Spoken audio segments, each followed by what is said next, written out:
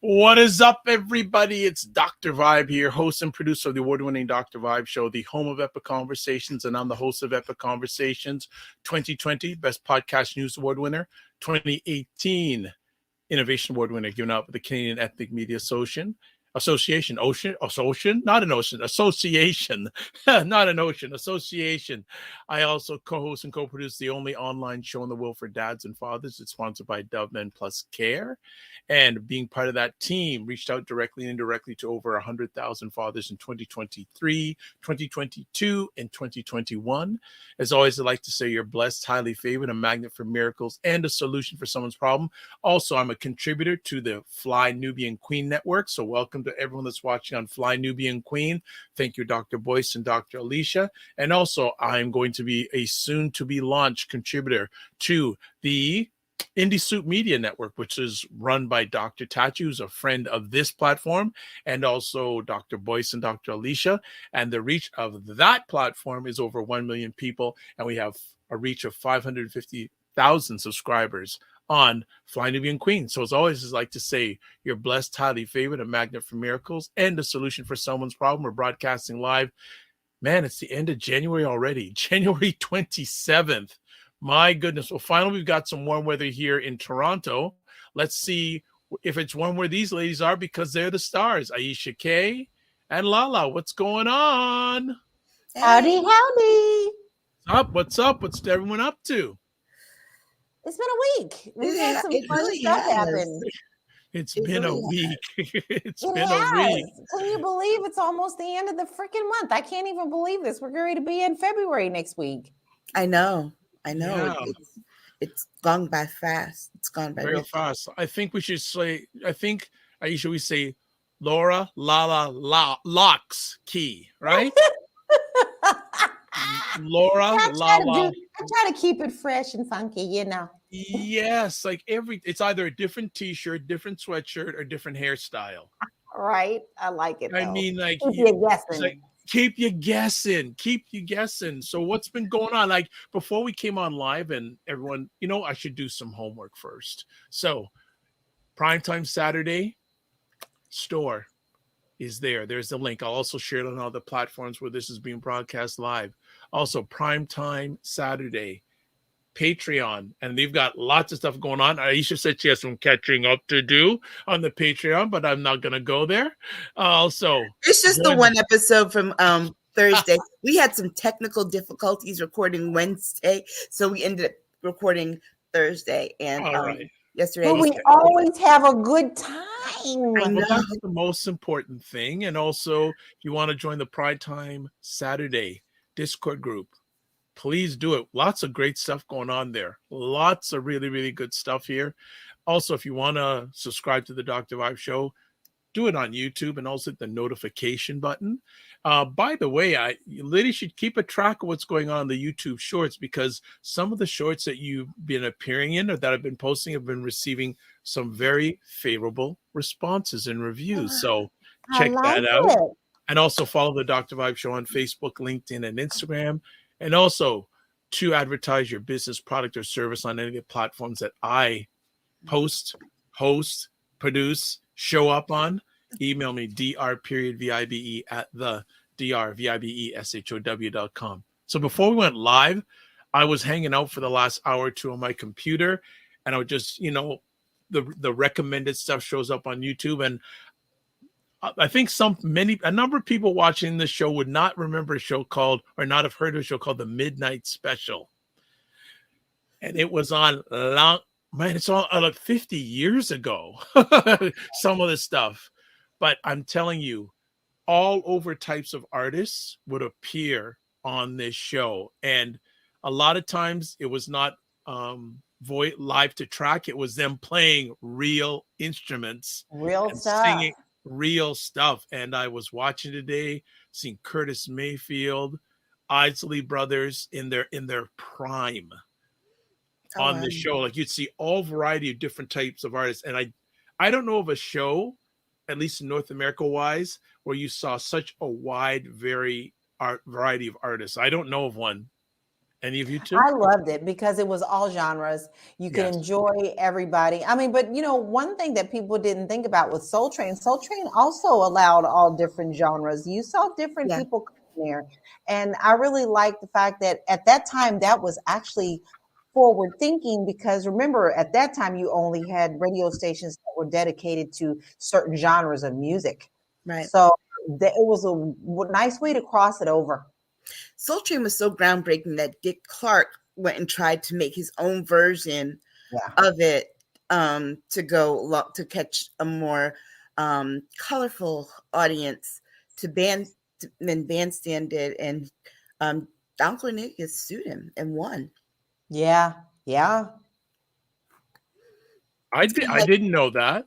Yeah, it's kind of like Fox News right now has Fox Soul. Well, so I know. I guess that's their version. Who's so? Okay, all right. So okay, so let's say hi to the family, because we got another number of people who jumped in already. Hello, Fitness IQ Cam, Jen Myers. Hello, JJ Mars, and again, JJ Mars. Much love to you. You show up on this show and you show up on the Morning Vibe. I love it. Jen Meyer says, I remember that, Dr. Vibe. Yeah. And Bernard says, beautiful girls. Well, beautiful ladies. I don't know about girls. They're beautiful ladies. Thank you. Bernard, 2 girls for me. Okay. And Fitness IQ. I think my husband might have a problem with that, Bernard. And ooh, the artists. Yes, you definitely go to the midnight special, and let's see. There'll be at least one performance, at least. And I like all types of music, like seeing Journey. Back in the day with Steve Perry and his voice. Yes. Untouchable. Yeah, it was just amazing. But I had something on my mind and I forgot you were talking about something, and I said I should have. Can't remember. You were talking about something. What were you talking? Oh, Prince. Yeah. Is it the 40th anniversary of Purple Rain? Yeah, and there's a big Twitter thing going on now because someone posted like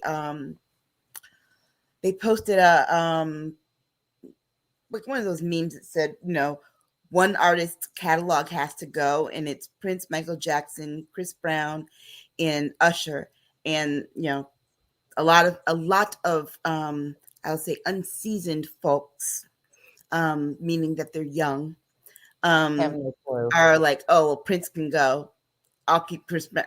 I'm like, oh, okay, okay. You can get rid of them last 2 bottoms for me. I'm good. You know what though? Usher's catalog is actually really good.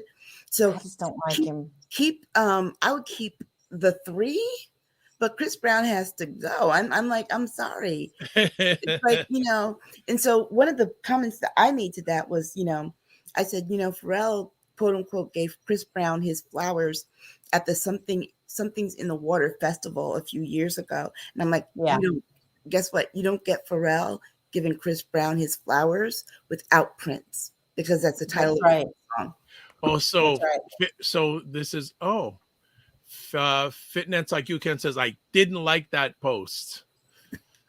You know what? I'm with you, Fitness, because let me tell you, it's like, don't make me choose. I can't. It's when people say, what's your favorite song? I can't choose. I love it all. There's no way that I can choose one song. Yeah, well, there's another one someone there's another one someone responded to today and asked, I forgot what the question was, but it was a picture of Stevie Wonder, Smokey Robinson, Stevie Wonder, Prince, and Babyface in that order. So the square went that way. And I said, honestly, you don't get one without the other, because I'm like, they're in the order of how they inspired each other, because Stevie Wonder said Smokey Robinson inspired him. Prince said Stevie Wonder inspired him, and Babyface said Prince inspired him. So that's the evolution of music right there. Well, if I had to pick one out of all of them, I'd say Stevie. You know what, though? I don't think they were asking to pick. I know. I was just saying personalized. Go ahead. I would, I don't feel like I could pick. I know this one. I know this much. Smokey Robinson, great songwriter. I am not a fan of Smokey Robinson's. Not his. I've realized it's not his voice so much. It's the way that it's that goofy, shady looking smile and face that he makes. And he looks sneaky to me. He looks sneaky to me. It's like, no, for me, like, and it's just funny because when we're chatting about this, it's like people say, "Oh, what's the best interview you've done?" And I said, "Well, first I don't do interviews. I do conversations." I say, I can't pick one. It just there's so many that I've done. I could just like say, yeah, this I can't pick one because it wouldn't do the other. Yeah, it would do the other injustice. Like people say, what's the best concert you've ever seen? Well, I could probably nail it down to 20. And by the end I get to by 13, I say, no, I gotta add this. I got this. Like right. It's like I say. But that's the beauty of music and different artists. I mean, you don't have to just like one thing. I am extremely proud of the fact that I can sing anything from 30s forward. Because I used to sing in nursing homes, and I would go to the nursing homes and sing 30s, 40s, and 50s tunes because serious. Yes, that's what you want to hear. Yes, because that's what got their memories going. Their music, they'd come in sometimes and be zombified, but then when they heard their music, they'd wake up.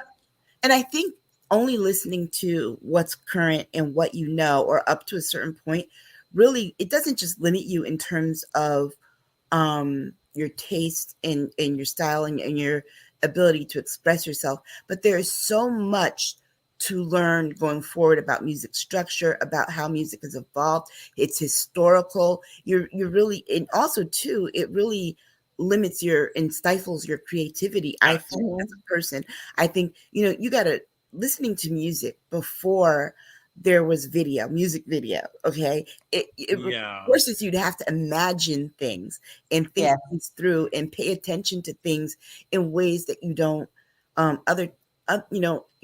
ordinarily wouldn't. It's like, remember before when we were little kids, right? There wasn't music video shows. People were making them, but you weren't seeing them, right? Right. And so you had to imagine what that would look like if you were watching it on TV or imagining, the scenarios, but also too, you paid more attention to the lyrics and what the words were and the story that was being told. Yeah. Like to me, music started to take a U-turn once videos came out. That's just me. And of course, I always remember the song "Video Killed the Radio Star." Yeah, I always remember that song by the Buggles. But for me, video, it just when someone's trying to tell me what I'm supposed to think about a song, let me imagine it. Don't put it on a screen. Let me just use my imagination. That's just me. Just getting back to Smokey, just my imagination. Go on. I think though that it's more so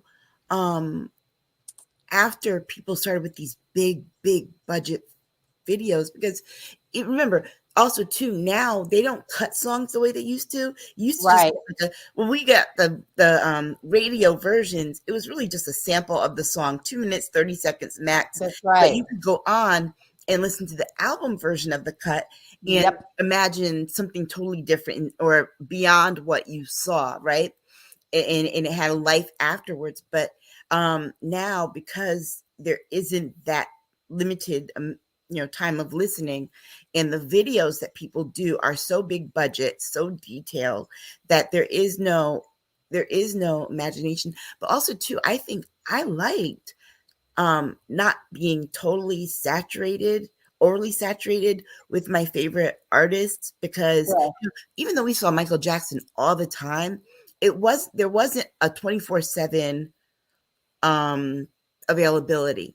So there's this kind of excitement that generated within you when you got to see, you had to run Grammy Awards or Music Awards. The reason people don't have that kind of interest in them, they're just kind of like, well, it's because you see that artist every day on videos, everywhere. So it's not like a treat to see them on TV. It's not an event.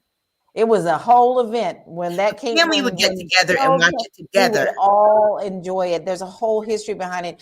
The Netflix documentary right now about Michael Jackson's story about the Thriller and all that stuff is absolutely amazing. And it discusses how they had to fight so hard to get him on MTV. And then all of a sudden he became the poster child because he was bringing so many views. And I mean, I didn't have cable growing up. In my area, I lived in the country. We didn't have it. So all we had was the Friday night videos on regular TV or the Soul Train. If you missed it, you missed it. And I remember just making sure I had alarms, old school alarms going off and on because I didn't want to miss those shows. Now it's just, you want to hear something, you drop it into Spotify and it's there. I miss those days of being able to really cherish wanting to see those artists. Yeah, and I do too. One of the things that I remember about my grandfather, my father's father, he died when I was 12. But when I was like 3 years old or so, my aunt would babysit me at my grandfather's house. And I would sit in this big armchair with my grandfather, and he would take out his TV guide with his little pen and go through and circle everything that he was going to watch that day. And so when those shows were coming on that you were talking about, LaLa, every Sunday, you get the TV guide either in the paper or you buy it at the grocery store, the TV guide version, and you would go through to see what you were going to watch. That's right. That week and who is going to be where. My dad used to underline it in the TV guide. He'd underline it. Like it was so exciting because I remember watching Motown 25 when it came on, and we had the whole family got together. There was food, and it was a big thing. It's a big to do. Yeah, I remember watching. Remember when Thriller premiered? They were selling the 3D glasses and stuff, and all the stuff that you had to go to the grocery store and get, and you couldn't miss the pre-show because they were doing the making of Thriller, and it was a big thing. And oh my God, it's amazing. I wouldn't trade it for the world. Because if you had to get punished and not see it, all the kids were going to be talking about it at school the next day. And you didn't know, and you couldn't see it. It wasn't no rerun. Wasn't no rerun. All right, you know what? We got a show to do. We got a show to do, and plus I got to catch up on those comments. Fitness IQ Cam says, I know who's out of my playlist. Well, who's out of that playlist? So you got to tell me in the comments. Must be Chris Brown. JJ Marr says, but some artists have produced some real classic songs for all ages. Absolutely. Good to see that you're doing well, JJ Marr. It's good to see you're doing well. Also, Jen. Let's get to some other comments here after I typed a whole pile of stuff in the comments. JJ Marr says, some artists, unfortunately, put too much vulgar content in their work. That was a big issue with many BET videos. Well, there's a whole thing over Nelly's video tip drill when, they were talking about the sliding the credit card and the woman's behind. But, though, here's the thing. The difference, I think, is there's one thing, Prince could be explicit in his songs, but you had to imagine what that was going to be like. It wasn't there for you. Right. For you. And there was a kind of thrill about listening to it in your headphones and your parents not knowing what you were listening to. There you go. All right. A whole show on this. Okay. Well, maybe for 10 for 10. Yeah. No. I think it's a whole show. We should do that one. You want in on that, Dr. Yes, I do. I want in on that. You know what? We should start Black History Month like that next week. Yes. Okay. Well, before Black History Month hits, let's talk about what's going on for the rest of this month. First conversation piece. Fewer than half of Black Americans say the news often covers issues that are important to them. I wonder why. Wonder. Where is the lie? There is no lie in that. It's the truth. Yeah, and this was a story that I chose, and one of the things that spoke to me in reading this article was that first of all, this was a Pew Research study done in 2023, and I'm just going to read the statistics to you. When it comes to the item on that survey was Black Americans are less likely than white Americans to say the news often covers most issues important to them. And then they surveyed all U.S. adults, regardless of color. 48% said that they are less likely that the news covers issues that are important to them. Black people, it's 40%. White people, 54% say that the news covers issues important to them. Latinos, 37%, Asian, 38%. So and they didn't include indigenous people. So all of the people of color are about the same, at the same number. Less than half, not even less than half, less than 45%. Okay. 40% or lower. And so this should be, a message to news organizations. But what are news organizations doing right now? There's a whole big shakeup going on where there are these mass layoffs at some news organizations. And so LaLa and I talked about this on 10 and 10, and I'll put that video out tomorrow. But the AI, the use of AI is going to impact this even more, because remember who is programming AI. That's right. Okay. So they're not thinking about us. And also too, white America thinks that our issues are only our issues. That's right. And their issues are everybody's issues. And that's just not true. I mean, our issues, we might hurt more with certain issues, but the things that matter to us also matter to them. And the things that matter to us specifically as Black people in this country should matter to them, because like it or not, the population is changing. The demographics are changing. Yep. And just what's the saying, how long before it hits you? It's going to hit you. Oh yeah. It's going to hit you. Yeah, it will. It will. And some of these issues that are important to us, we feel a certain way about the economy and hiring practices and things. But I think the true fact is that they don't want to have to feel that there are issues that impact us that they benefit from. Things That's like right. We can all complain about the economy, but then when we start talking about equity issues and intersectional issues, they don't want to hear it because of the whole guilt thing. Well, here's the thing. You wouldn't feel guilty. You wouldn't feel guilty if you were working to change it. Thank you. That's the problem. Okay. Nobody wants to change it. So should I go in with you on this, or should we move on to the next thing? Please. Okay, so this is interesting because one of the YouTube videos that I've watched a number of times this week, whether you like him or not, there's a gentleman named Roland Martin. Mm-hmm. Oh yeah, and he has his own platform on YouTube, etc. But he went in about how many people have heard about the network Tubi. Mm-hmm. Yes. Okay. Who owns Tubi? I don't know. I don't know, but I don't think it's Black people. It's not. What major network owns Tubi? I would probably say Fox. I don't watch it. Fox is right. No. But remember, Fox News and Fox are no longer owned by the same people. Right. But so I'm going to put the link in the Discord. He went into a deep dive about Black media and getting pretty ghetto. Yeah, well, but that's the thing, right? People don't realize that it's a long story, but long story short, and I hope I get most of the parameters right. Fox, okay, remember some also remember this show In Living Color? Yes. What network was that on?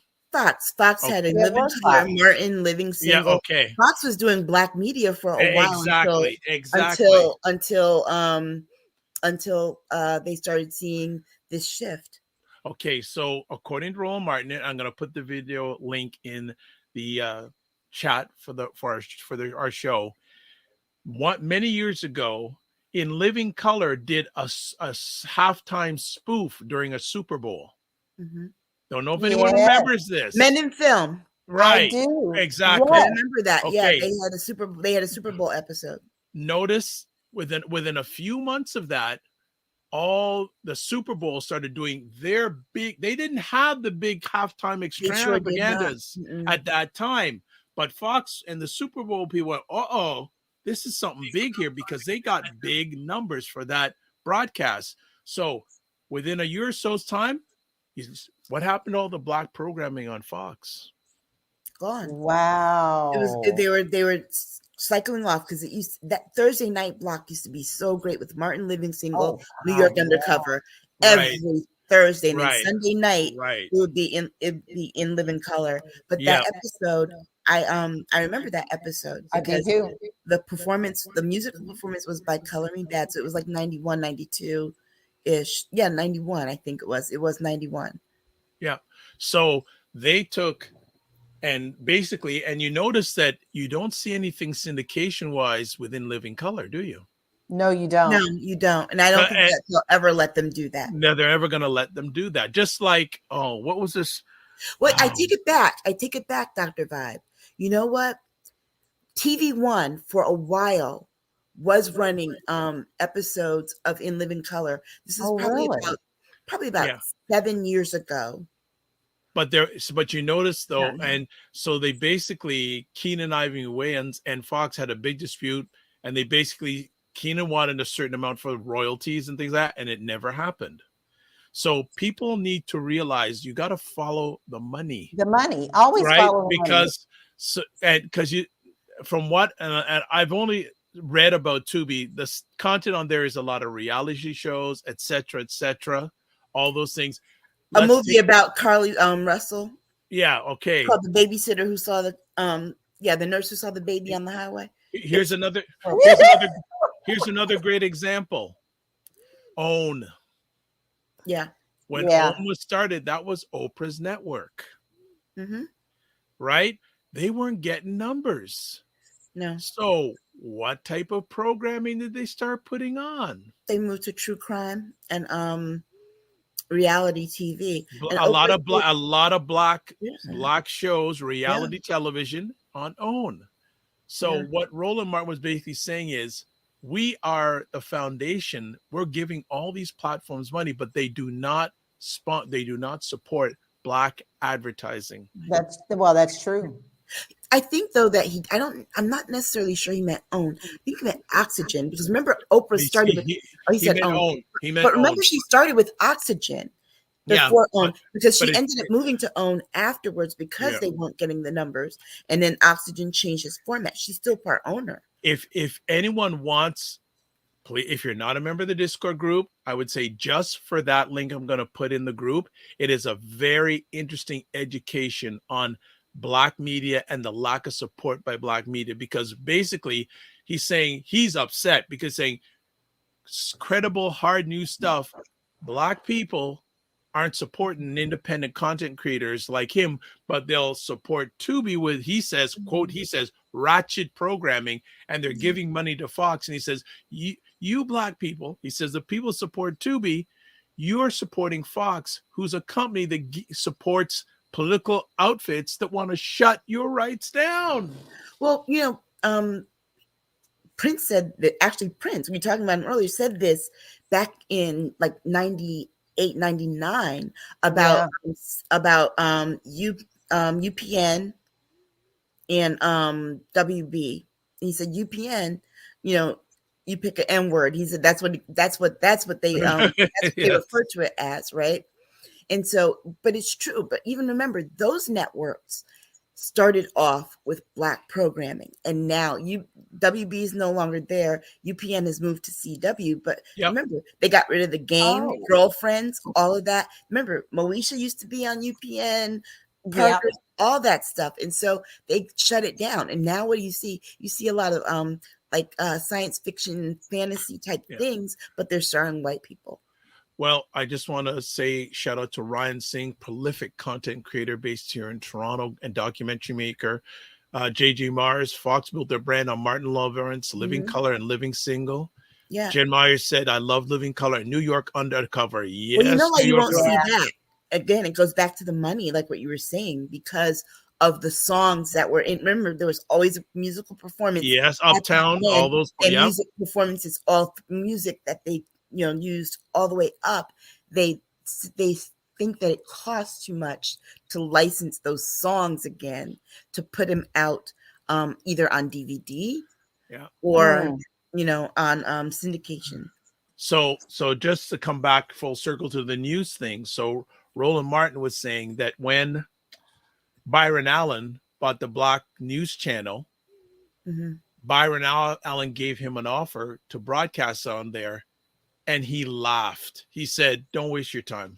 He said he told him, "Don't waste my time." So it's really, I wanted to bring it back to the news and the whole thing about content, control of content. Who's that? Follow the money, people. Yeah, but I don't think that Byron Allen's news network is getting views.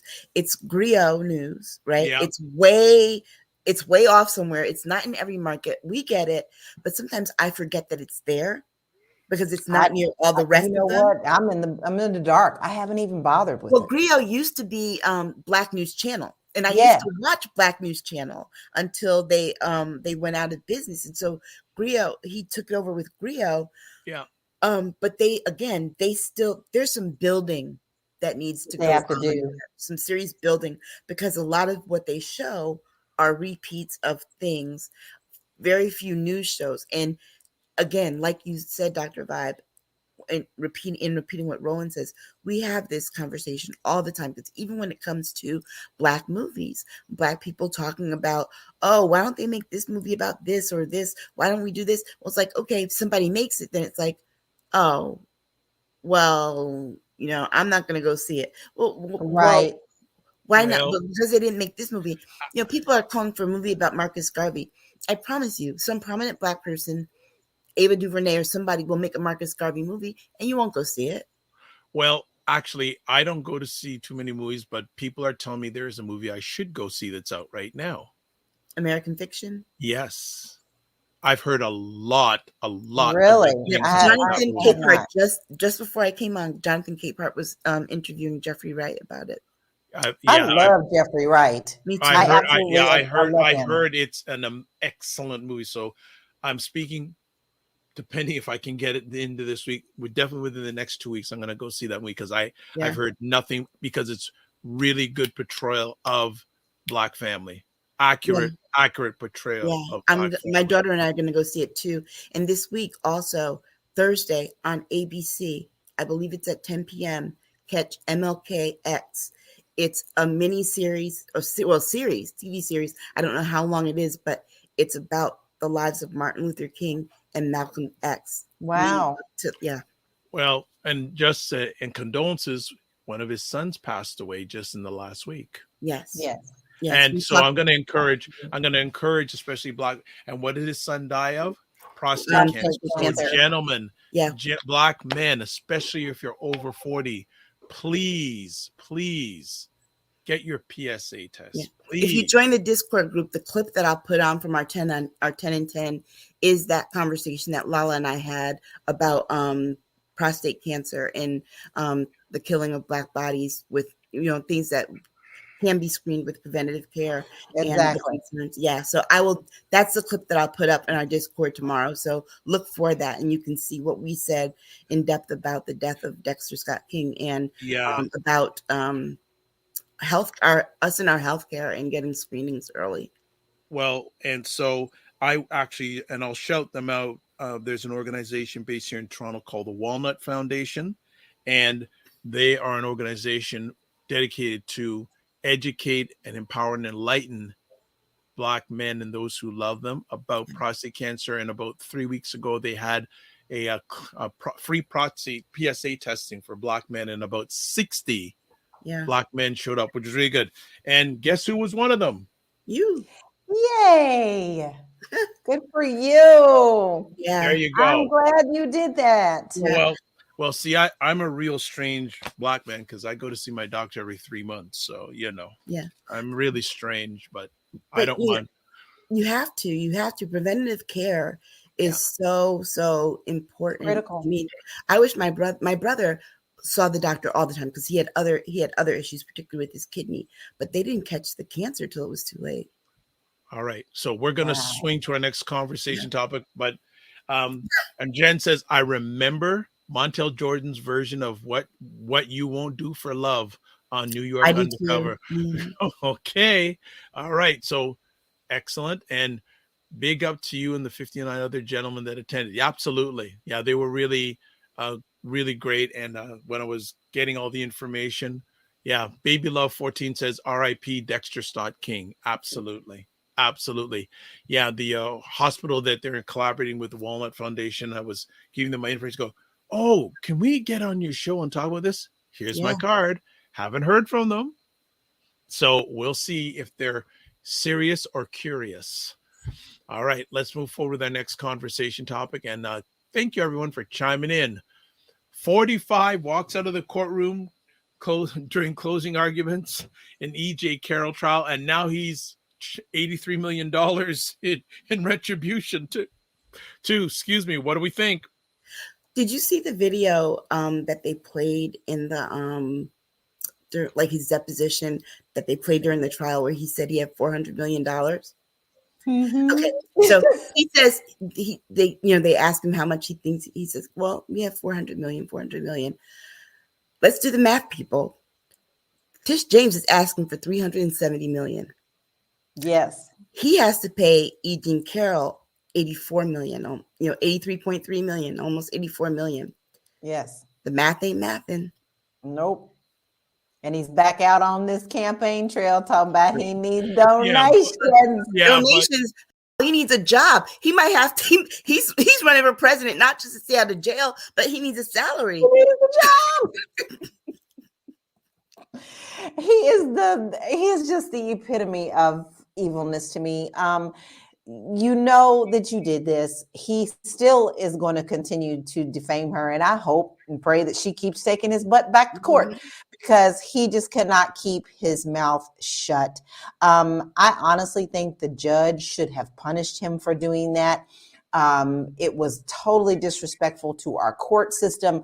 But what did he do? He immediately went to Truth Social and posted, this is a witch hunt. This is Joe Biden, all of them attacking my platform and the GOP. This is the whole legal system is corrupt and unjust. This is not American. But he didn't defame E. Jean Carroll again. He sure didn't. But I'm wondering how long. But I think with that gentleman, his favorite word is appeal. Yes. Yeah, but it will cost him to appeal, though. He can't. Here's the thing: there's a law. It's a great law. He has to bond out in order to appeal. Yeah, and bonding out means he has to put up the money. 20%. Yeah, you're kidding. No, he 20%. Wow. You got to put up that money first before you can appeal. You mean 20% of the donations that are going to come in? Of the 83.3 million. Yeah, but think about that. He has to put that up because if the appeal fails, it starts going right to E. Jean Carroll and they collect the rest. They will collect the rest. But I mean, he's going to have to come up with some money. And it's not just the 20%, it's 20% of that, but he's got to come up with other money too. They're like, it's going to cost him almost half of what he has to bond both trials. So just comment here from Baby Love. Evil 45 is not going to play that money. That's why they bonded. That's why they bonded. Well, so I just did on my calculator here. 83 times 20% is 16.6. That's $16 million. Now do that for 370 million. Yeah, do that. Those numbers make me happy. Wow, that's the only thing that gets him. 370 times 20% is 74. So that's 74. So that's almost $100 million. Like it's $80-90 million. Yeah, in just fees. Yeah, and that's non-negotiable. He has to do that, or he has to do it. He has to do it regardless, and he has to. Do it he can't get out of that. And I believe he has to do it by Friday. Mm-hmm. What? Yeah, it's a time limit on this stuff. Mm-hmm. Within a week, yeah. Wow. But not only that, his attorney is also just as guilty because she talking about she had to delay things and she's out partying with Trump organization. They got her at the after New Hampshire when he won. She's talking about she was sick and they caught her. I hope that she gets sanctioned for that. Did you see the video? Well, the judge did admonish her, but did you see the video where the young man who had taken a picture with her at the event posted it to his social media, and she told Trump to have him thrown out the party? And he was gone. And this kid is dedicated to Trump. He knocked on so many doors for Trump, and Trump threw him out so fast. And he literally looks like he's about ready to have a nervous breakdown because he says, but I work for him.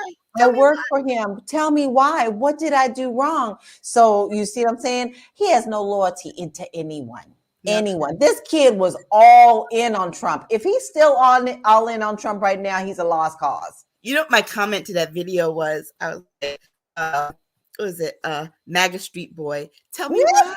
And Alina Hava, I want it that way. Oh boy. So Baby Love says 45 should be in jail. Well, that's we agree. You know what, though? The only part that bothers me about this is that he doesn't have to be a registered sex offender. Yeah, I agree. I agree on that. Everybody else would have had to do that. Wow. And that's because it's a civil case, not a criminal case, but still. So I see he's swinging away at your favorite South Carolina. Well, she came out swinging, y'all. We dragged her from here to Timbuktu on the 10 and 10. Let me tell you, Nikki Haley's coming up late. But what I'm saying is he's really going in on her. But yes, he is. The funny thing is, I listen to the news occasionally, and how many people are saying, I don't like how he's treating her, but I'm going to vote for him anyways. Anyway, but that's why he got in the first term. What I don't like is that Nimrod is up there not saying, I don't like what he's saying, and what he's saying is racist. Right. Duh. But then this week, she took the opportunity, y'all. She took the opportunity. She took a swing. Because after he actually came out and all this came out, she was like, do you realize that if you have this president, all of his energy is going to be taken toward, his illegal thing. And we won't be talking about border control. We won't be talking about wars. We won't be talking about. So him and both Joe Biden both need to drop out and just let us do our job. And she needs to stop with that, because here's the thing. She's trying to say that Joe Biden is incapable. Is the same, not just incapable.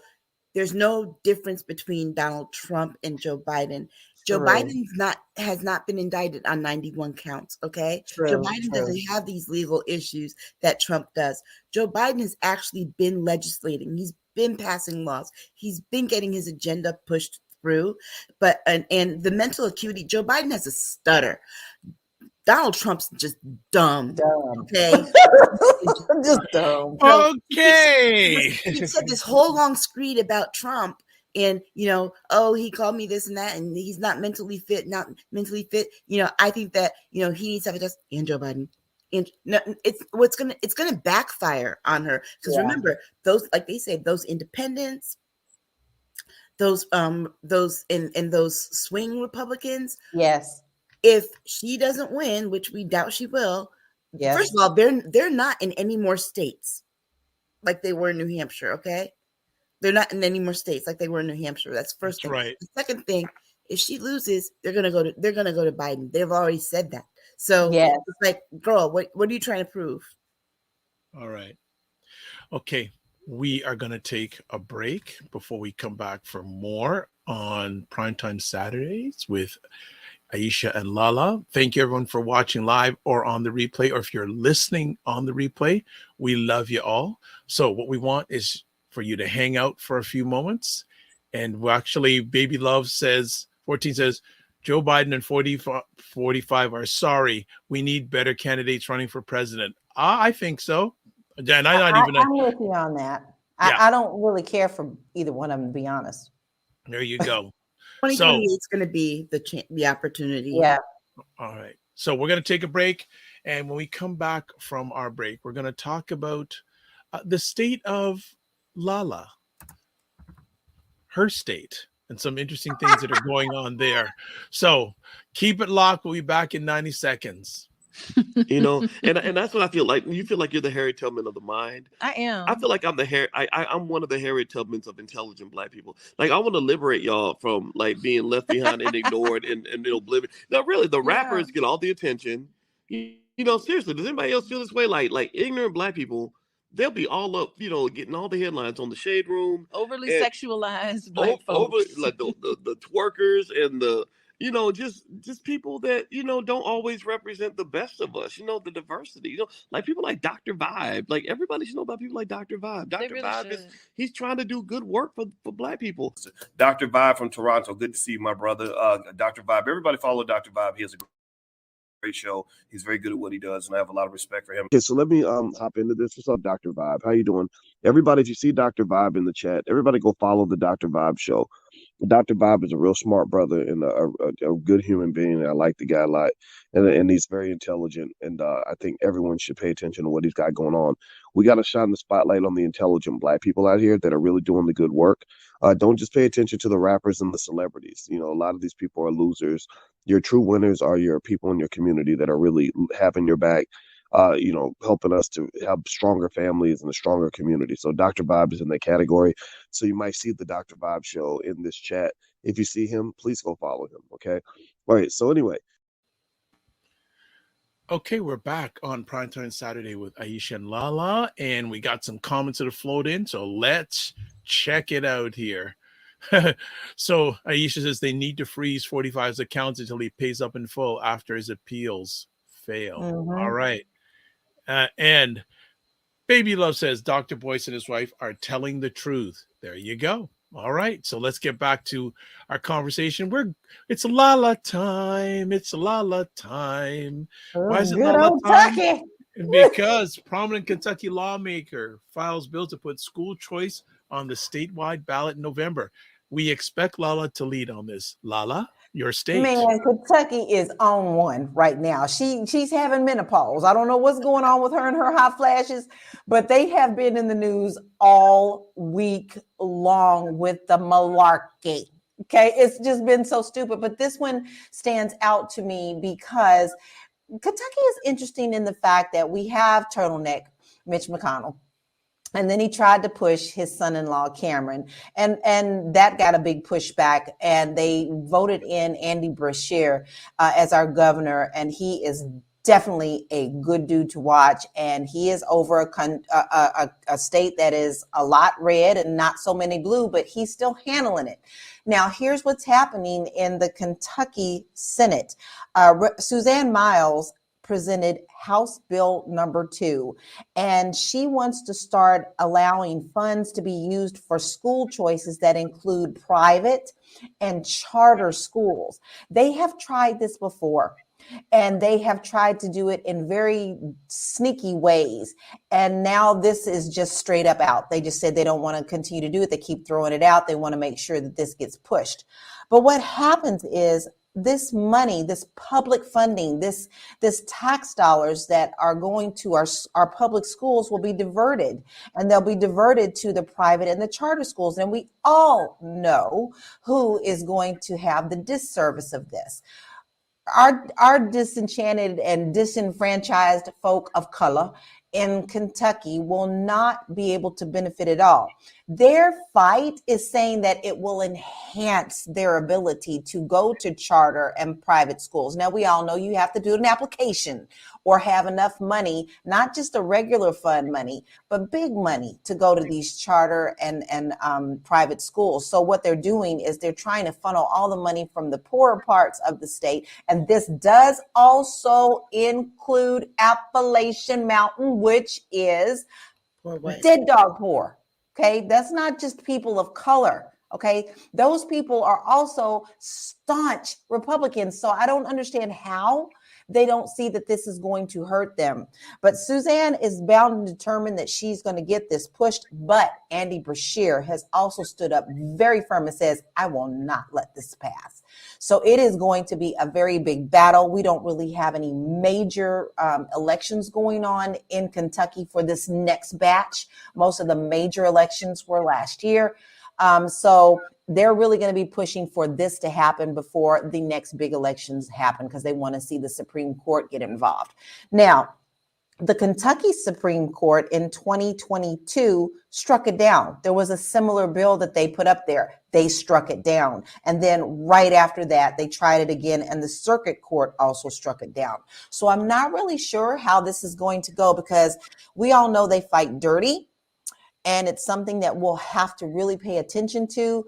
But when they can, they try to divert anything for any people of color areas, period. And those, our babies are going to be hurt from this, as well as the Appalachian peoples.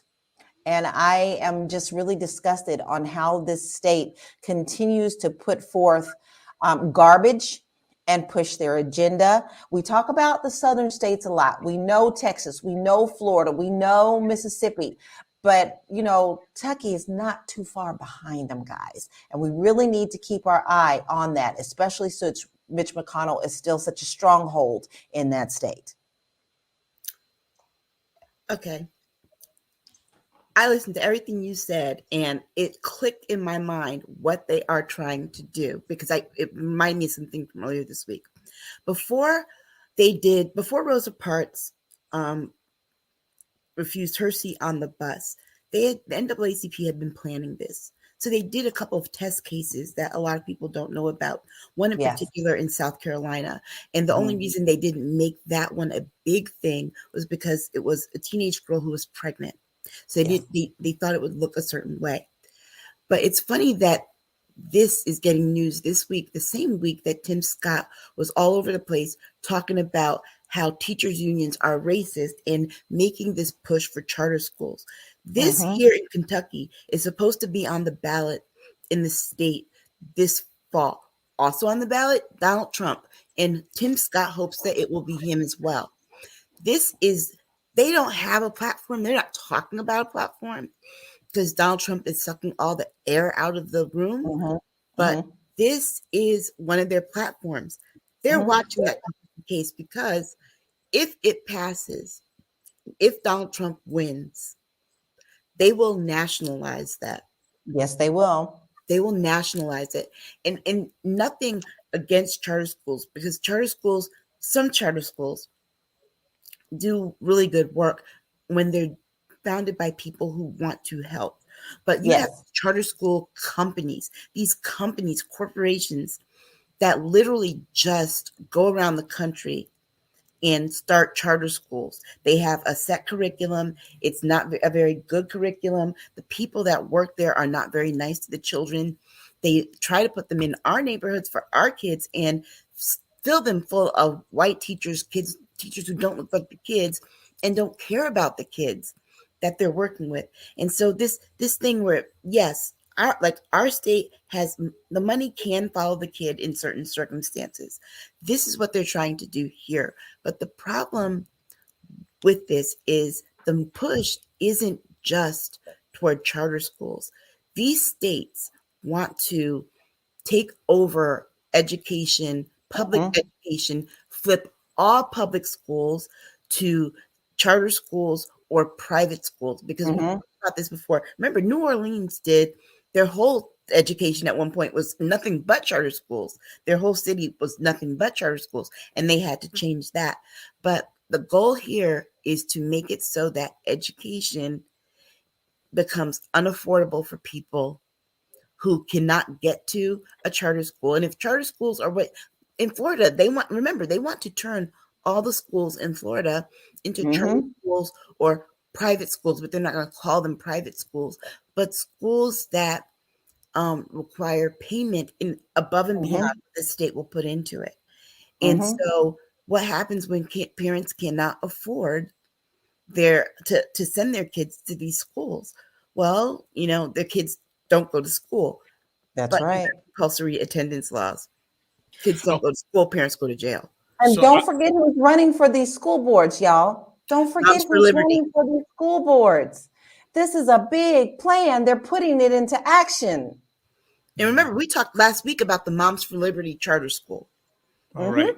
So Baby Love 14 says money for public schools should not go to charter and private schools. He also says the United States is still very racist. The United States is not united. We're just so very divided. God help us all. And also says Tim Scott is crazy for supporting Donald Trump. I have a question for both of you. He's more than crazy, but for both of you have children that are past the public school age. If you had children of that age at this time, would you send them to public school, charter school, or would you homeschool? Homeschool for me is out. I don't have the patience. Yeah, public school, but I'm an advocate for public school mostly because I have a family full of public school teachers. Right, my mom was a public school teacher for like 47 years. My great aunt, public school teacher since 1958, still teaching, right? And so LaLa, I want to go in with you a little bit then. For both of you, do you see the value of Blacks doing homeschool versus public school and charter schools? I see a value in it. Okay, I see a value in it, but the capability is not there because people have to work, people have to live and survive. You can't teach you can't do it without having a salary come in. So it's like, if you're a single parent, how are you supposed to do that? Okay. And that was what exactly I was going to say. We both see eye to eye on that. And I think of it in my family's terms as well. Like, I think about all of my nieces that have children coming up and things of that nature, and they're working so hard, they can't take on that either. Mm-hmm. And so I can see that I can see the benefit of that if it can be done and they can be compensated to do so, then we will be able to teach our children at home. But right now, when you're trying to pay the bills, cook the dinner, and go to extracurricular activities, you don't have the bandwidth mentally to be able to do all of that. And I do know one person that does it, and she's exhausted. Okay. And it will cost you even more money too.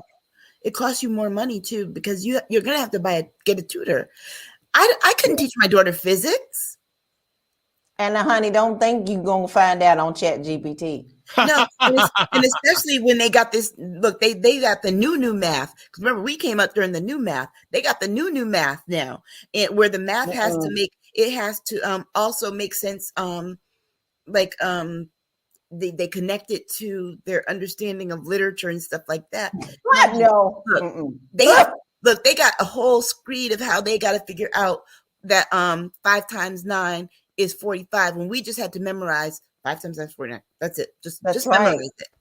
Okay, that's right. So from Twitch, Liberty Twitcher says parents should not be allowed to choose better private education. Everyone should be equally required to use public schools. Baby Love 14 is on fire today, saying, I don't have any children, but I'm very concerned. And also says, our people have to fight against this injustice. How do you fight against it? Well, first of all, state constitutions do not necessarily have a law that, to Liberty's question, they don't have a law that requires them to provide a public education. They have a law that requires them to provide a publicly funded facility that is equal, not separate. But that part of it, it's not there. And I only know that because I had to learn that when I learned that during a school segregation case I was called about and had to research on. But one of the other things too is that people get things confused. Okay, I actually worked at a charter school. I was their director of communications, and I hated every day of it. The kids and the parents wanted something. They needed something. The teachers, specifically the white teachers there, they were not great to these kids, all Black and Latino. And they were not great to these kids at all. And our kids need love and attention. And, there are public schools. Magnet schools are also public schools. I went to a magnet school for middle school. I went to a magnet school. It was great. It was an arts magnet school, and it was probably the best part of my foundation. Yes. But these charter schools, I mean, anybody can start a charter school. You don't have to have a background in education. Look at Moms for Liberty. Yep. All right. Yep. Got some. Liberty Twitcher says also, allowing a better alternative harms the public schools. Government should do whatever it can to make sure public schools don't have to compete. Baby Love said, say that I don't necessarily disagree with that. I don't think either. there's some teeth to that. Yeah. But I think it would require a federal law in our Constitution that the United States government has the obligation to fully fund and fully support a public school system equitably. So Baby Love 14 says, we all have to pray, vote, protest, write letters, and educate our own people. I also think we also gotta money. Yeah, and Heather, you know what? One thing about the writing letters thing, you know what? We need to not just write letters to our legislators. We need to write letters to each other. I saw this great campaign where people literally write letters to other people who are voters because they're not aware of the issues. Yeah. And it gets people motivated to vote for something that's important. I like that. Okay. Also, Liberty Twitcher. Yeah, I hope you come over to YouTube and follow, but we also need to pull all the Asians down so they stop achieving more than others. It's not fair. That's a whole other conversation. Yeah. Okay. Heather Harris. Hey, Harris saying good evening to all. And she's actually an educator herself. Saying good evening to all. Where are all the tax dollars going? Also, I've noticed that in the school, certain students are focused on at the expense of other students. Well, there's that tracking system that they've been doing. Once remember, the tracking system wasn't there until they desegregated schools. Then they started the tracking system. But what she said about the tax dollars, remember, school education, public education is funded according to a state determined formula. So every state has a different formula. There's not a universal formula that the federal government is not paying your state, your public education. States get certain supplements depending on the poverty rates, population, population rates from the federal government. But the majority of your school public education comes from your state and your local town where the district is. So not every state has a per pupil minimum. And most states that have, most of the states, we have a great per pupil minimum in Connecticut. It's still not enough.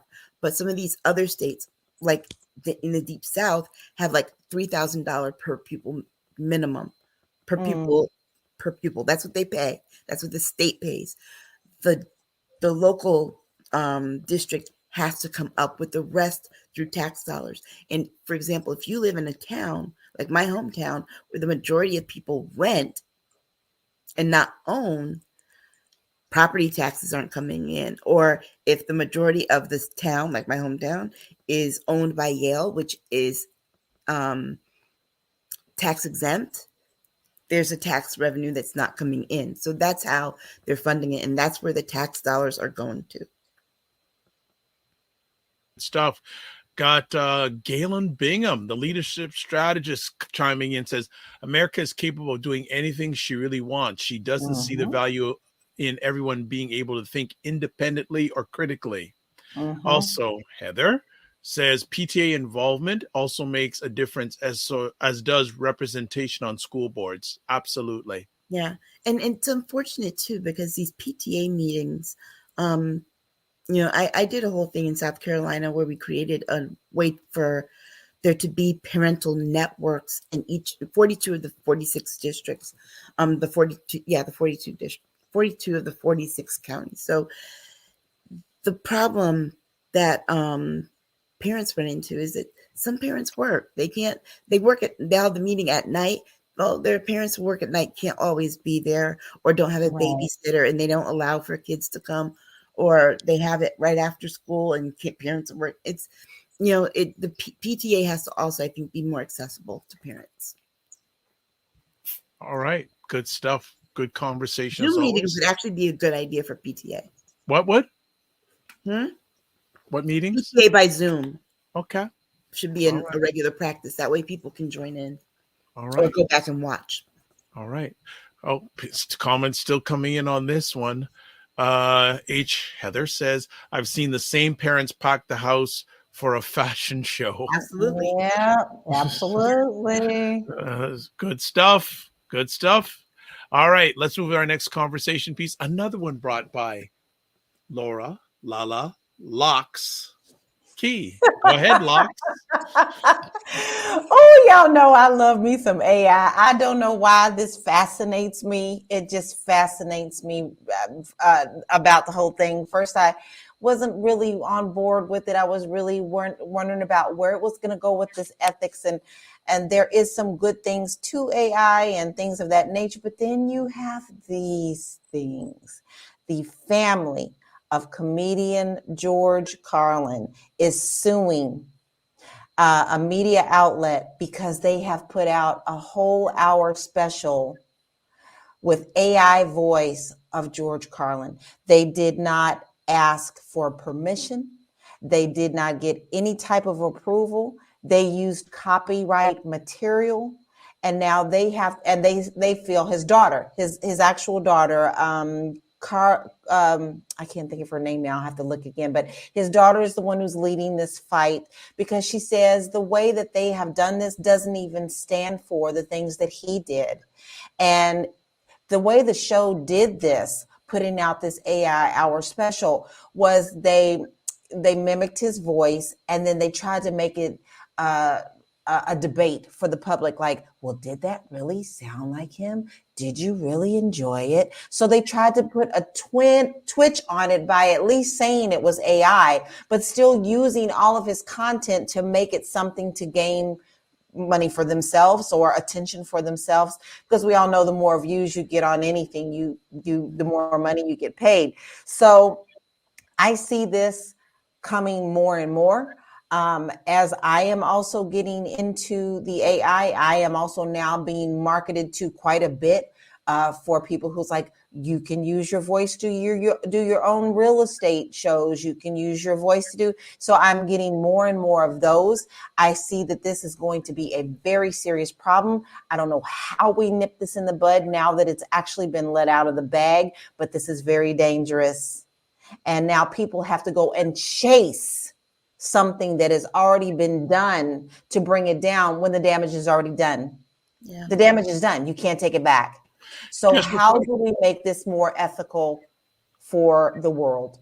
Just before you jump in, Aisha, George Carlin's daughter is Kelly. Kelly. Yeah. Mm-hmm. Go ahead, Aisha. We talked about this in depth on our 10 and 10 about AI and where it was going and some of the things that we saw problems with. Here's my problem. The body that would regulate this is our Congress. Yeah. And they are in such they've done nothing in the last 2 years that the Republicans have had control. And they had one hearing about AI. And that was it. And what's so bad is that the one hearing, all the people on the committee barely understood what TikTok was. They call it the TikTok. So they didn't even TikTok. Yeah, literally.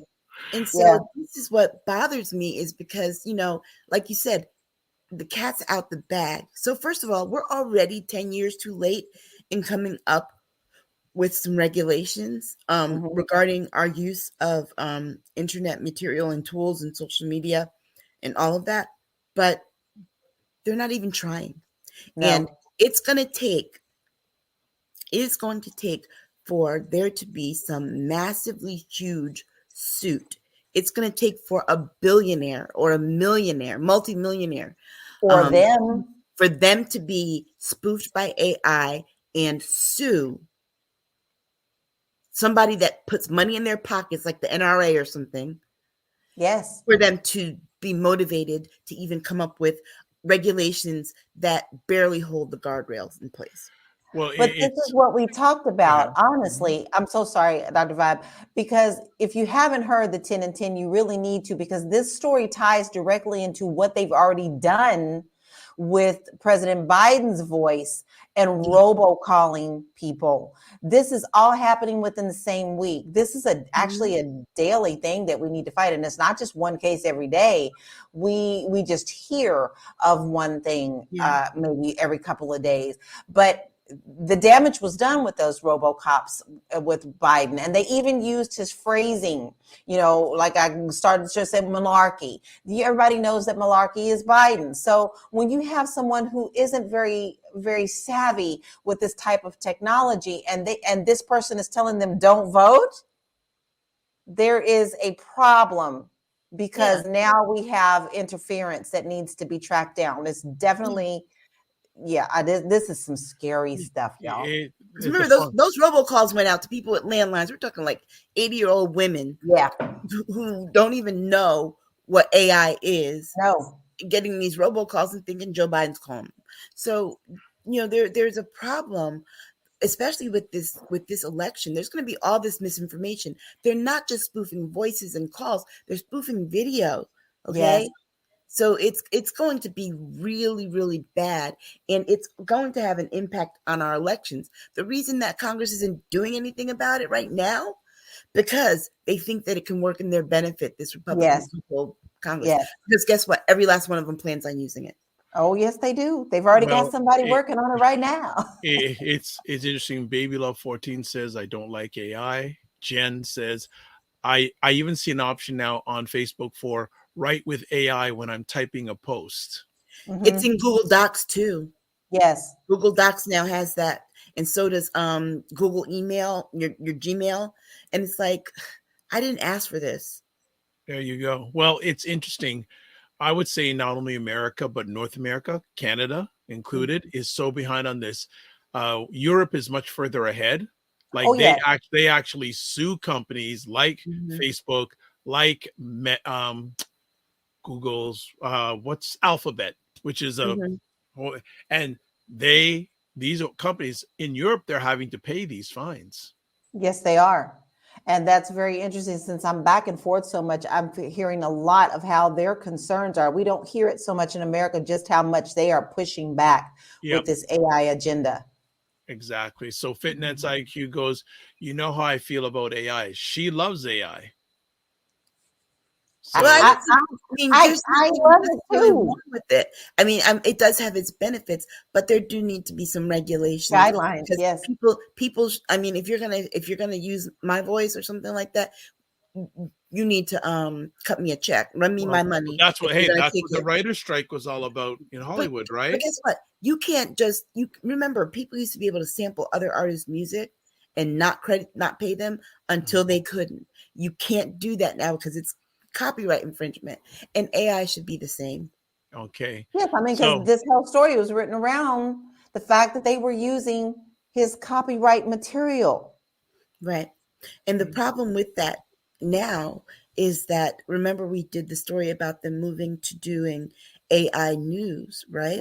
So there is just a huge, huge layoff, massive layoff of newsrooms, the biggest newsrooms in New York and LA. And so what do you think? They're not going to rehire people. They're going to replace them with AI. Okay. So Fitness IQ goes, love is a strong word.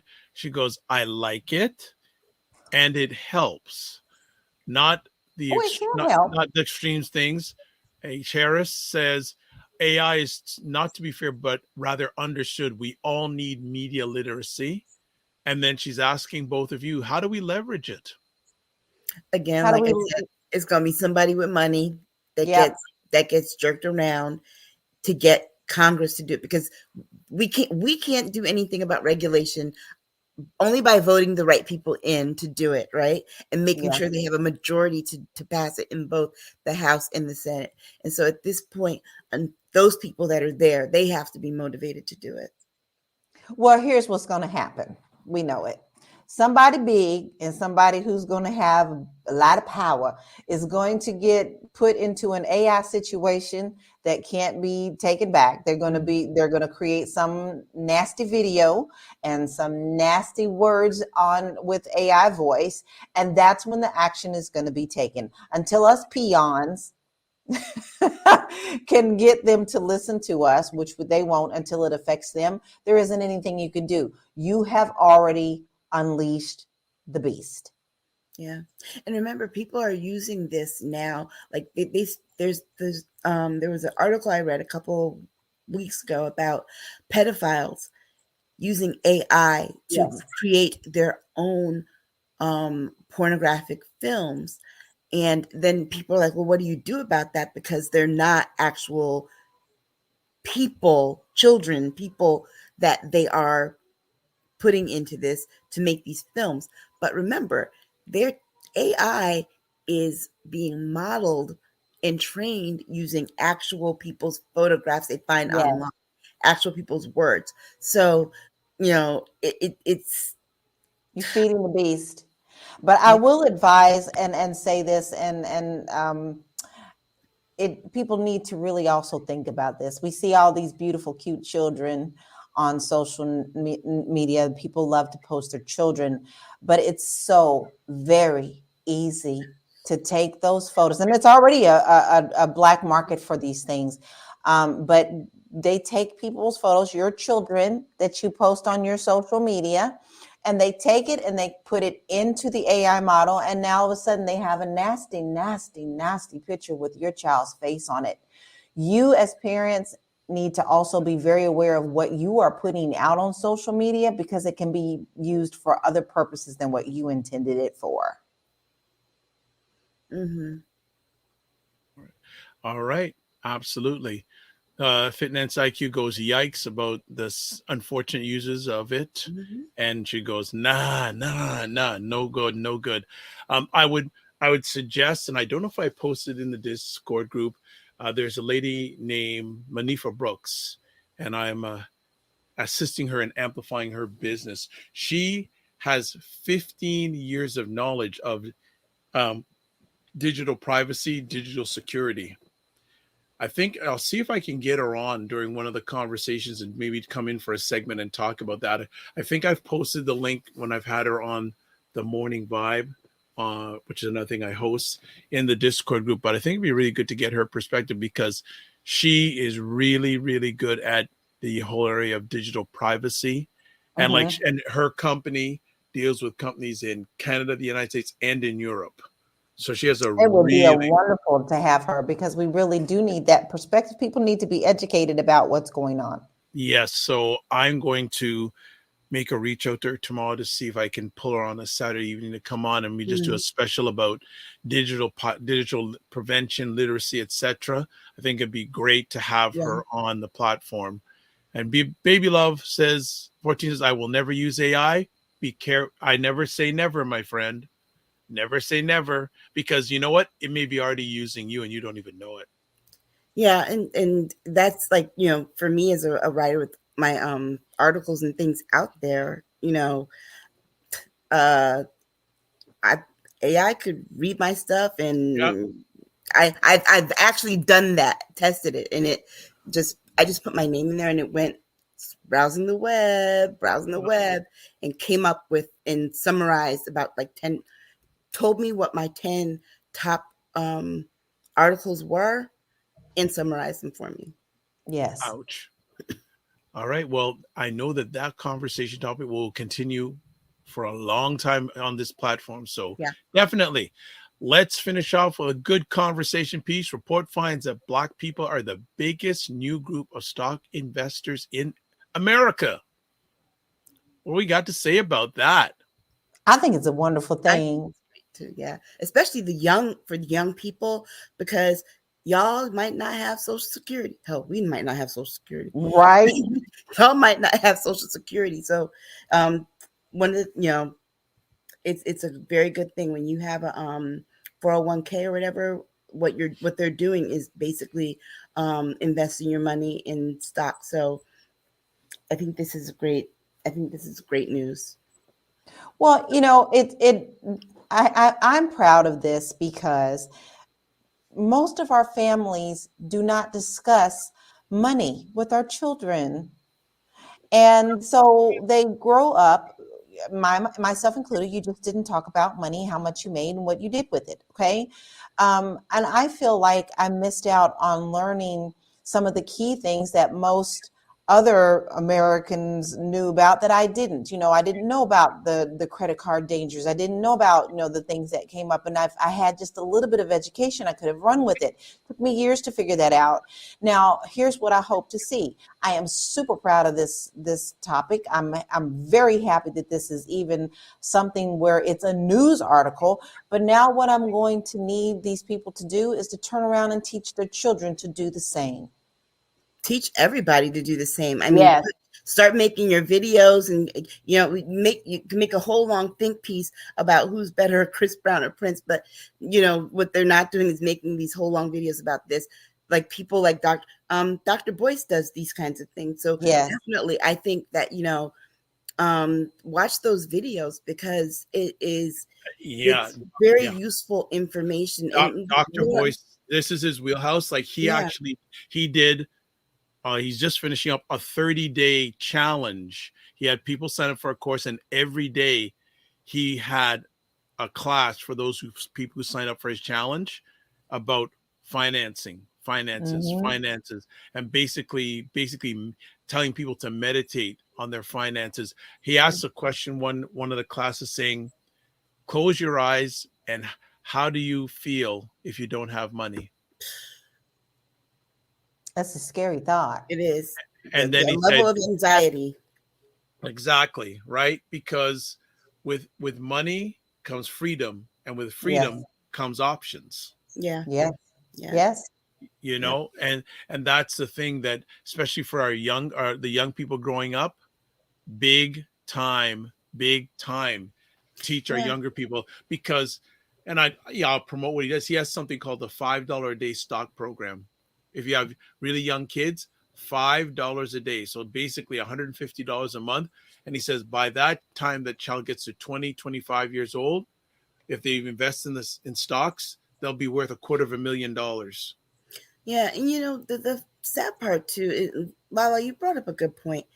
We have to, and I don't know if this is indicative of Canadian culture, but it's indicative of American culture, where the notion and the idea of talking about money is rude. We have to get away from that, because by not talking about it, it's rude, and people aren't living their best lives because they don't know what to do with it when they have it, and they don't know different ways of bringing it in or investing it, or how to save properly, and just anything that's attached to our money. People don't want to talk about these things, and we were raised from very young children. Oh, that's impolite. It's rude to talk about that. And remember, we also couldn't ask people how they voted either.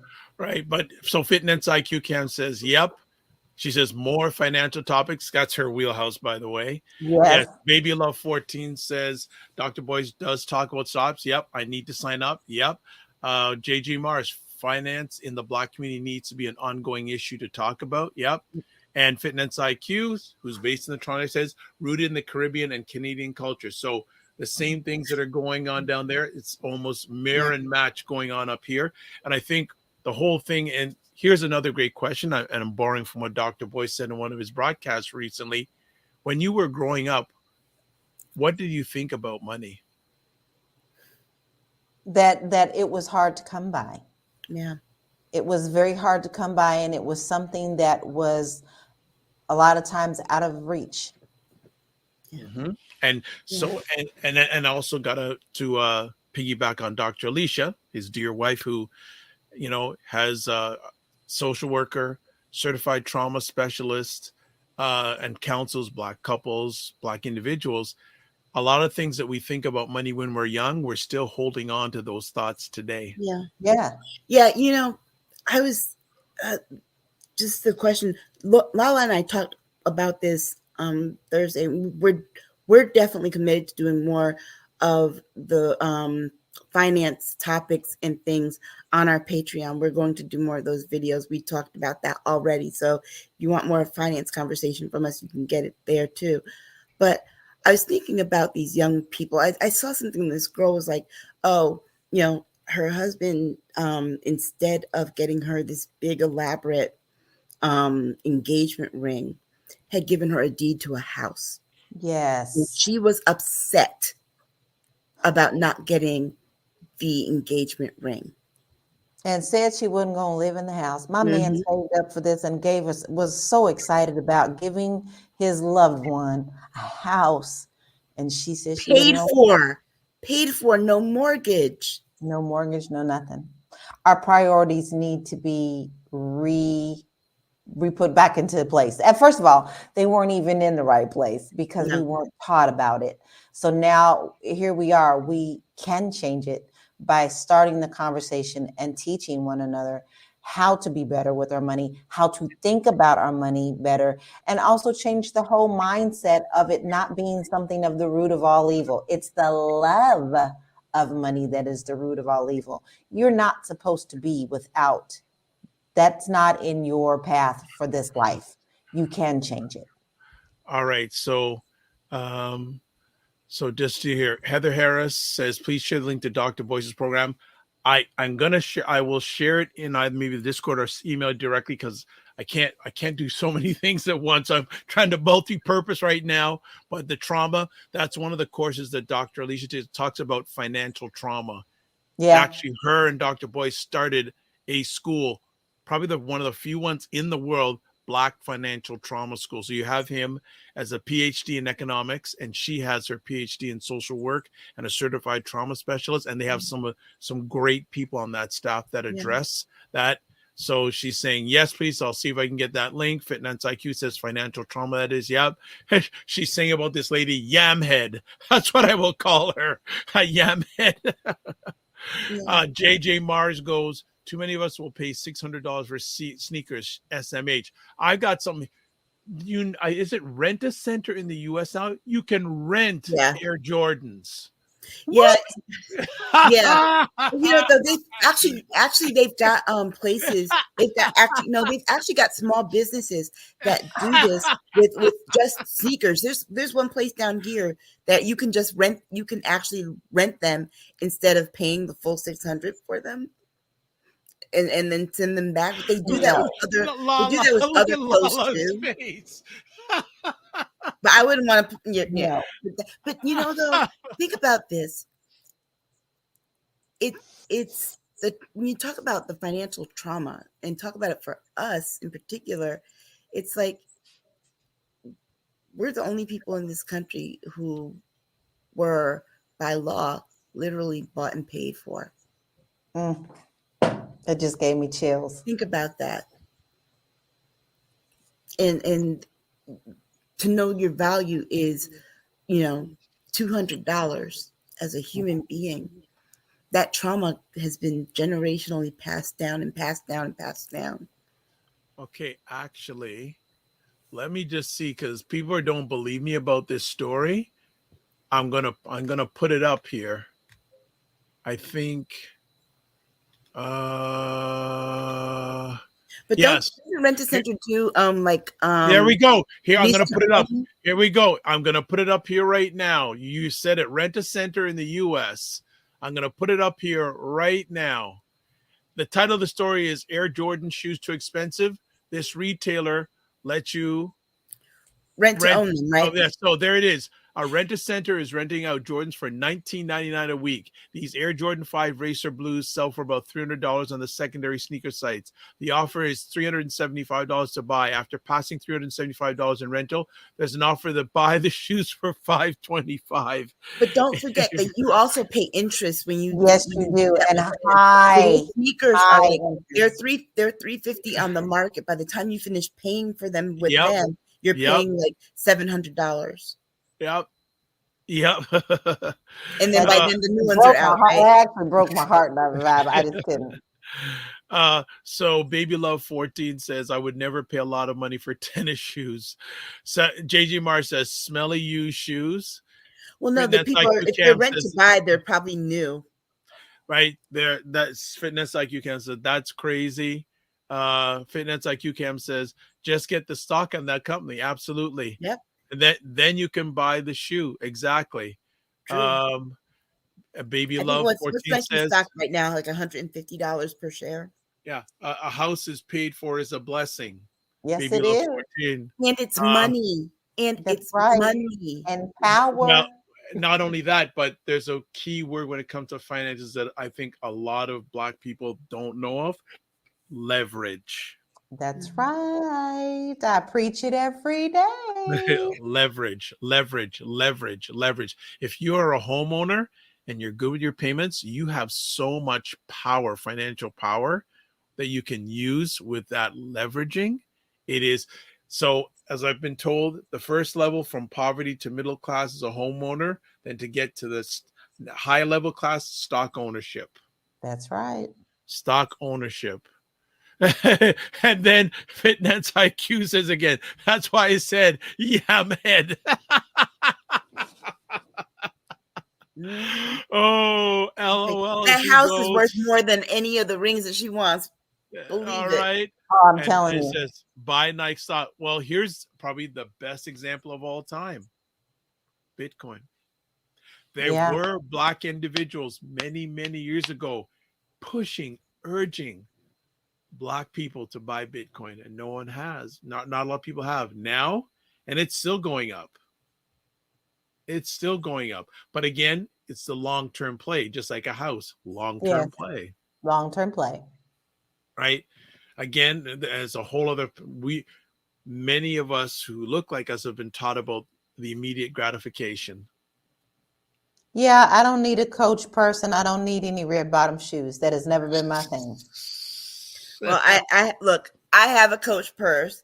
Okay. And let me tell you, I got it from their what do you call it? Coach has a outlet. Yes, they have an outlet, an online outlet. I was like, I don't know the difference between different seasons anyway. I just know I'm gonna get it from this outlet for this amount of money, $100, as opposed to that $1,200 that they're selling at the store.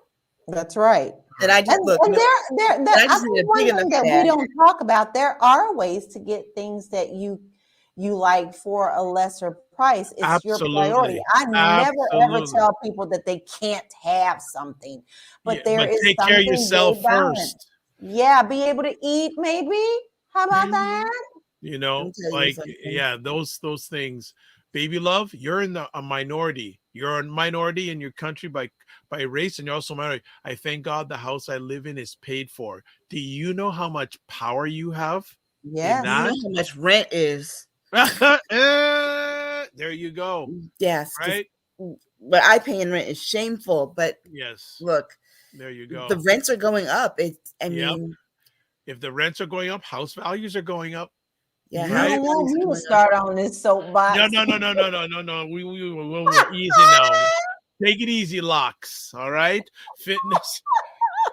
So Fitness IQ Cam says I have a small percentage of what? Nike stock? Hold on. There you go. The long game. Run the long game. The long game. There. Speaking about AI, there's a company called AMD. AMD are the major manufacturers of chips for AI. Their stock value and yeah, so I know Fitness IQ Cam, otherwise known as KSFEYL RWFQ. I think the AMD stock went up over 300% in the last year. Wow. Yeah, it's been a serious growth mover. And even when Facebook, if you look, this is what I suggest for people do. Pick a company, most companies in this case, look up stock value and look the long term. Don't look in the last year, but look over the last 10, 15 years. Gentleman who's a great associate of mine, Wayne Harris, he used to work for Microsoft many, many years ago. He bought Microsoft stock probably in the 1980s. Oh, wow. Enough said. Also, to look at your 401k. The last time I did 401k paperwork, your job will give you, I think it's like 30 days to sign up for it. I went through every last one of those different stocks that I could invest in my money in, and I looked at their last 6 months. and how they did their ups, and because some of them you might get just a screenshot and you'll see it's going up. I'm like, but how did it do beforehand? And That's what's doing that? Long game. Because that is the long game. Long game. So baby love, I see, and this parenting again example. My mother left me and my sister the house. Your mother built generational wealth. There you go. Generational wealth. Absolutely. Let's see. Finance IQ Cam says yes. Oh, the stock options of the company. Some of the companies are gold. Yes. Mm-hmm. All right. So there you go. So long term, even if it's just starting small. And the other thing I would suggest people have life insurance. Yeah. Mm-hmm. Yeah. But that's a whole other conversation, because too many Black people are dying with a bill, not a will. Yeah, and this is why you see all those GoFundMe pages. Oh, yeah. Oh boy. All right. Well, I was gonna add another story. We'll stop here. I was gonna add something else. We leave it at that. So we are done. It's another epic conversation called Primetime Saturday with Aisha and LaLa, and we're here 7 p.m. Eastern Time, 4 p.m. Pacific Time, Saturday. We make Saturdays rock. Oh, more conversation comics coming in. Baby Love says life insurance is very important. Yes. Heather says we have to have continuous conversations with our children so they can grow rather than squander their inheritance. Mm-hmm. Absolutely. Jen Myers. Okay, hold on. Many 401ks will offer an employer match, free money. Yep. Same here in Canada. Yes. Heather Harris says enjoyed. Thank you. There we go. So that's it. So before we vacate the premises, just brought that one up. Vacate the premises. So the comments are still coming in. People loving you, ladies are on fire. Baby Love says, everybody have a blessed weekend. Heather Harris says, enjoyed. I put up again, Jen, great show. Thank you. Well, make sure you subscribe wherever you're watching. That's the most important thing, and tell people about it. But before we go any further, contact information is due and necessary. So first up, locks. You can catch me on all these social media streets under Living the LaLa Life. All right. Aisha K. You can find me on Instagram. I have been on X lately because of some of the political conversations, but there is a way for you to get past all of the algorithms. Don't log on into the app. Use your browser and you'll get the content that you want to see, not the content they want to see. Oh, there you go. Social media education. All right, myself, you can contact me, website, thedrvibeshow.com, YouTube, Facebook, and LinkedIn, thedr_vibeshow, and Instagram at thedrvibeshow, and X. Most of the time, I just put stuff on X when we're doing a live conversation. So that is it. That is all. Getting some more comments in before we shut it down. Let's see. Baby Love, great show. Thank you. I hope you subscribe wherever you're watching. Well, yeah, it sounds like you may be watching on the Dr. Boyce, Fanubian Queen, no problem. But also, if you can, subscribe to the Dr. Vibe YouTube. Finance IQ, Cam, great show. Love the discussion. Thank you. So let's do some housework before we exit. First of all, I put it in the chat. Primetime Saturday Show store. There is the link. I've also put it out on other platforms. There is the link for the Patreon where you can catch 10 at 10. 10 in 10. 10 at 10, not 10 in 10. Yes. Join the Primetime Discord group. Email me. And also not only read the stuff that's there, but contribute, because the more we know, the more we need to know. Please subscribe to the Dr. Vibe Show YouTube channel. Go to the Dr. Vibe Show on YouTube and hit subscribe and hit the notification button. Also, follow me on Facebook, LinkedIn, and Instagram, as I said. What else we got going on? To advertise your business, product, or service on the platform, please feel free to email me, dr.vibe at the drvibeshow.com. So that is it. We've got, I think, one last. Eunice Graham, thank you. As always, a great show. Thank you, Eunice. Appreciate you. All right, let's finish it up. Live your life as a dream. If you can dream it, you can make it. Sometimes you have to get smaller to get stronger. Block assumptions and aim bigger, aim better, aim higher, aim wider. Love, faith, and respect. And remember to give yourselves grace. And don't just manage your time, manage your energy. God bless. Peace well. Keep the faith. Walk good. And we will see you next week. And follow us. And also doing a lot of shorts from the show. So like them, follow them. Good night.